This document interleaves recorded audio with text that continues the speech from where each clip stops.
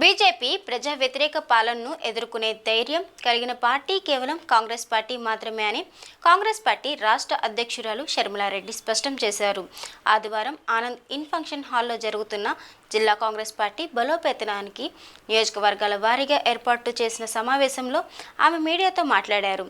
అధికారంలో ఉన్న తెలుగుదేశం పార్టీ, జనసేన అలాగే ప్రతిపక్షంలో ఉన్న వైఎస్ఆర్సీపీ స్వార్థ ప్రయోజనాల కోసం రాష్ట్ర ప్రయోజనాలను పక్కన పెట్టి బీజేపీతో పొత్తులు పెట్టుకుంటున్నారని వారిని విమర్శించారు. రాష్ట్ర హక్కుల సాధన కోసం కాంగ్రెస్ పార్టీ రాష్ట్రంలో బలోపేతమై పోరాటం చేస్తుందని పేర్కొన్నారు.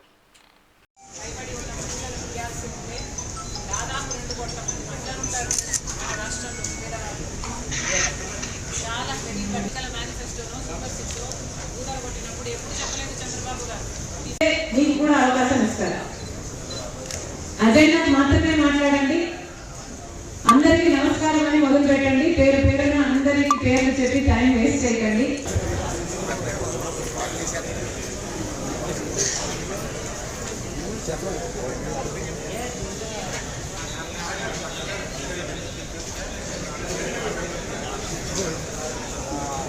ఈరోజు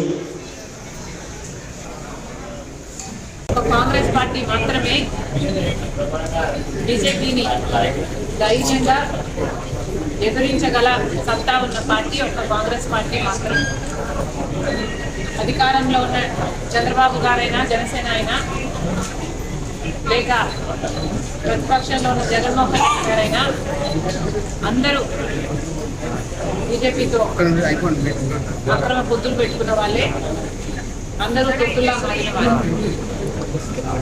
అందరూ వాళ్ళ స్వార్థాల కోసం రాష్ట్ర ప్రయోజనాలను తాకట్టు పెట్టిన వాళ్ళే. బీజేపీ 11 సంవత్సరాలుగా అధికారంలో ఉంది. ఒక్కటంటే ఒక్క విభజన హామీ కూడా ఇంతవరకు బీజేపీ ఆంధ్ర రాష్ట్ర ప్రజల చేతుల్లో పెట్టింది లేదు.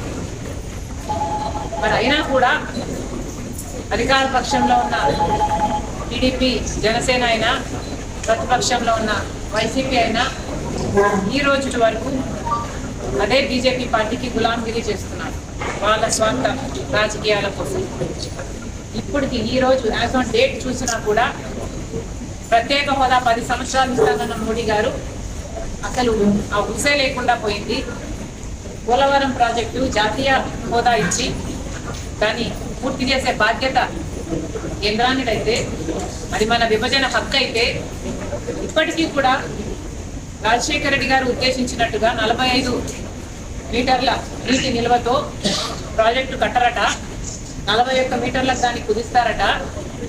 కేవలం 83,000 కుటుంబాలకి R&R ప్యాకేజ్ మిగిల్చుకోవడానికి 41 మీటర్లతో మీరు ఆ ప్రాజెక్టు నిర్మాణం చేస్తే అది అసలు పోలవరమే కాదు, గ్రావిటీ బేస్డ్ ప్రాజెక్టే కాదు, అదొక లిఫ్ట్ ఇరిగేషన్ అవుతుంది, అదొక బ్యారేజ్ అవుతుంది అని ఒక్కడంటే ఒక్క పార్లమెంటేరియన్, ఏ పార్టీకి చెందిన నాయకుడైనా, వైసీపీ అయినా, టీడీపీ అయినా, జనసేన అయినా, ఒక్కరంటే ఒక్కరు కూడా బీజేపీకి వ్యతిరేకంగా ఎదిరించి మాట్లాడిన వాళ్ళు లేరు.